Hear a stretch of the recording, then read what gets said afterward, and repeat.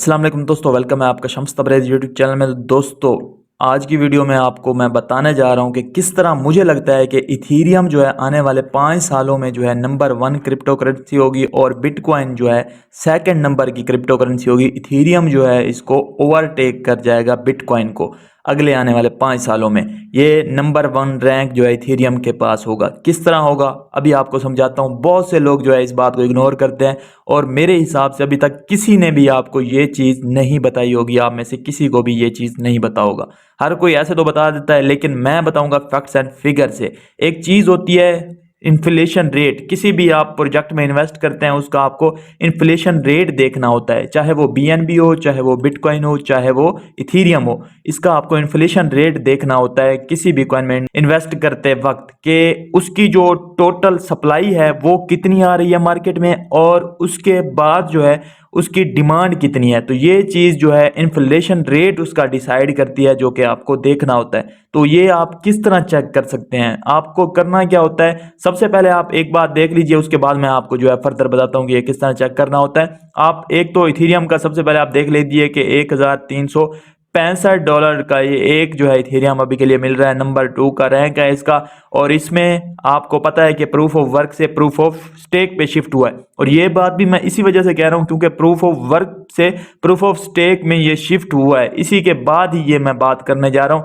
वैसे ये बात मैं शायद ना करता। अब जो है अगर मैं आपको दिखाऊं इसका ऑल द टाइम लो, अगर आप देखें आज से जो है 7 साल पहले था $0.4 का एक इथीरियम था। तब अगर आपके पास 200 इथीरियम भी आपने लिए होते तो आपको थोड़े से पैसों के पड़ने थे। और कितना प्रॉफिट दे चुका है ये 7 सालों में। 2021 में इसने कितना अपना ऑल द टाइम हाई बनाया, 4891। और तब ये क्या था, प्रूफ ऑफ वर्क पे होने के बावजूद $0.4 से ये $4800 तक जो है चला गया बुल रन जब स्टार्ट हुआ। और ये प्रूफ ऑफ वर्क पे था जब इसके जो है 50 लाख इथीरियम जो है पर ईयर प्रोड्यूस हो रहे थे मार्केट में।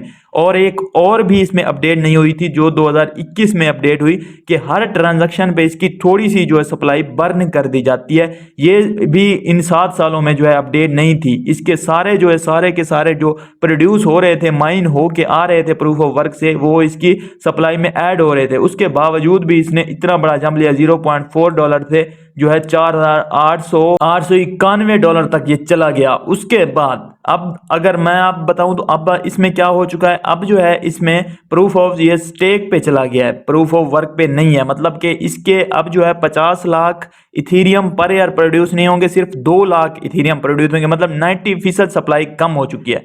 इसका इन्फ्लेशन रेट अगर चेक करते हैं तो misari.io पे आपने आना होता है। किसी भी आप कॉइन टोकन का आपने चेक करना हो इन्फ्लेशन रेट, आपने क्या करना होता है, misari.io पे आना होता है और यहाँ पे वही क्रिप्टो करेंसी आपने सेलेक्ट करनी होती है। मैं इथीरियम यहाँ से सिलेक्ट करता हूँ। इथीरियम मैंने यहाँ से सिलेक्ट किया है। इसको सिलेक्ट करने के बाद जो है सिंपल आपने करना क्या होता है, यहाँ पे जो है आपको ऊपर प्रोफाइल, मार्केट और मैट्रिक्स पे आना होता है। उसी के इथीरियम के ये देख सकते हैं मैं मैट्रिक्स वाले सेक्शन में आ चुका हूँ। यहाँ पे आने के बाद जो है यहाँ पे आप सप्लाई पे भी जा सकते हैं, वरना आप यहीं पे भी अगर स्क्रॉल करें तो आपको जो है ये देख सकते हैं इन्फ्लेशन रेट जो है आपको यहाँ पे मिल जाता है। इसका कितना नजर आ रहा है, 0.54% जो है इसका आपको नजर आ रहा होगा, जो कि अब हुआ है। प्रूफ ऑफ पहले इसका ज्यादा था, अब जो है प्रूफ ऑफ स्टेक पे जाने की वजह से इसका जो है इन्फ्लेशन रेट इतना कम हो गया, जो कि बिटकॉइन, सोलाना और बाकी सारे कॉइन से जो है तकरीबन कम हो चुका है। इसी वजह से मैं आपको कह रहा हूं कि इसी वजह से, अगर आपको मैं सबसे पहले बताऊं, आप सोचेंगे कि इसकी सप्लाई तो अनलिमिटेड है, फिर ये ऐसा क्यों हो रहा है। मैं अभी आपको बताता हूं कि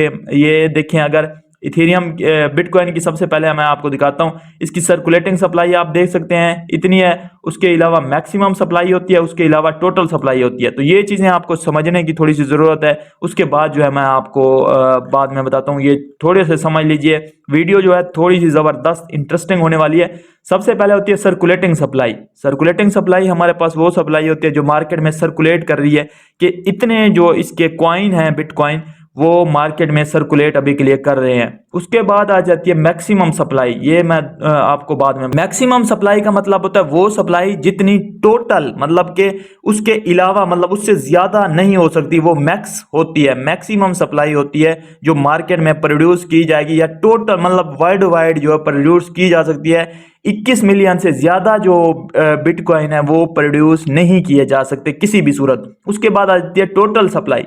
टोटल सप्लाई कौन सी होती है? जो मैक्सिमम सप्लाई होती है ना, मतलब इतने हमने टोटल प्रोड्यूस करने हैं, उसमें से अगर कोई ऐसी सप्लाई मतलब कि होती है, जैसे कि बिटकॉइन का आपको मैंने पहले भी बताया कि कुछ ऐसे बिटकॉइन थे जो 2010 में लोगों ने लिया, उसके बाद उनके वॉलेट खो गए, उसके बाद या उनके किसी एक्सचेंज में रख के वो भूल गए, या किसी में मतलब पासवर्ड उनके पास नहीं रहा, उनके जो है उनके जो 12 फ्रेजेस होते हैं वो नहीं रहे किसी के वॉलेट के, तो वो जो है मार्केट से गायब हो जाते हैं, वो मतलब बर्न हो जाते हैं, इस हिसाब से वापस नहीं आ जाते। तो वो जैसे मतलब 21 मिलियन तो टोटल प्रोड्यूस हुए, लेकिन उसमें से जो है कुछ ऐसे हुए कि इधर उधर हो गए, वॉलेट्स खो गए, तो टोटल सप्लाई फिर बच जाती है, वो होती है हमारे पास टोटल सप्लाई। तो अब आपको समझ आ गई होगी। इसी तरह अब मैं इथीरियम का आपको दिखाता हूं जरा। इथीरियम का तो आप सोचेंगे यहाँ पे मैं आपको दिखाऊं, ये देख सकते हैं सर्कुलेटिंग सप्लाई कितनी है हमारे पास, और वही जो सर्कुलेटिंग में है वही टोटल है, लेकिन मैक्स सप्लाई का इसका नहीं दिया हुआ। फिर आप कहेंगे कि कैसे हमें पता चलेगा कि ये जो है इथीरियम जो है बिटकॉइन को क्रॉस कर सकता है? जैसा कि मैंने ऑलरेडी आपको बताया कि इसका इन्फ्लेशन रेट किस तरह कम हो जाएगा।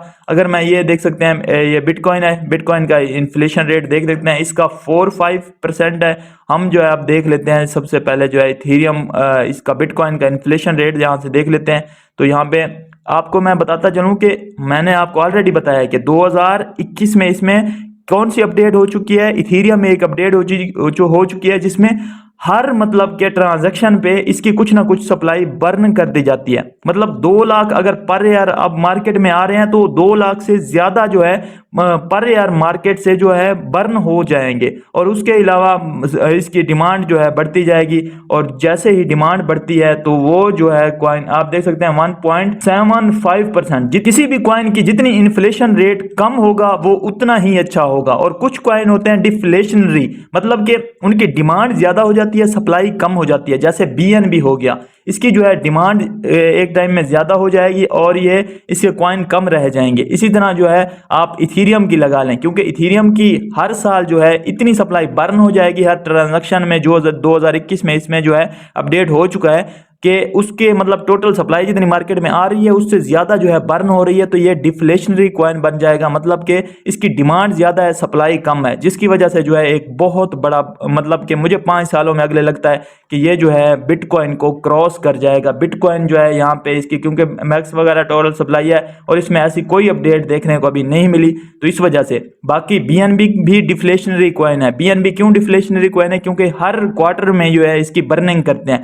जिस तरह इसकी बर्निंग होती जा रही है, इसी तरह अगर इसकी बर्निंग होती रही, अभी 5 नंबर का कॉइन है, ये आपको मेरे हिसाब से जो है इसका रैंक भी इंप्रूव होता नजर आता है, क्योंकि हर क्वार्टर में इसकी सप्लाई जो है कम हो जाती है, लेकिन इसकी डिमांड वैसे ही बढ़ती जा रही है, नए नए लोग क्रिप्टो में आते जा रहे हैं। तो किसी भी कॉइन को आपने इन्वेस्ट करने से पहले उसका इन्फ्लेशन रेट देखना है। अभी के लिए आप देखें तो इथीरियम का इन्फ्लेशन रेट सबसे कम हो चुका है प्रूफ ऑफ स्टेक पे जाने की वजह से, क्योंकि उसमें सिर्फ 2 लाख इथीरियम अब प्रोड्यूस होंगे, जो कि एनर्जी कंजम्पशन भी नहीं होगी, इन्वायरमेंट के लिए भी बेहतर है, और कुछ एक्स्ट्रा चीजें भी हैं, जैसे कि इलॉन मस्क ने कहा था कि हम जो है इस वजह से क्रिप्टो को रिजेक्ट कर रहे हैं क्योंकि इन्वायरमेंट फ्रेंडली नहीं है वो। अगर इन्वायरमेंट फ्रेंडली होती तो फिर जो है इलॉन मस्क कभी भी रिजेक्ट ना करता बिटकॉइन को।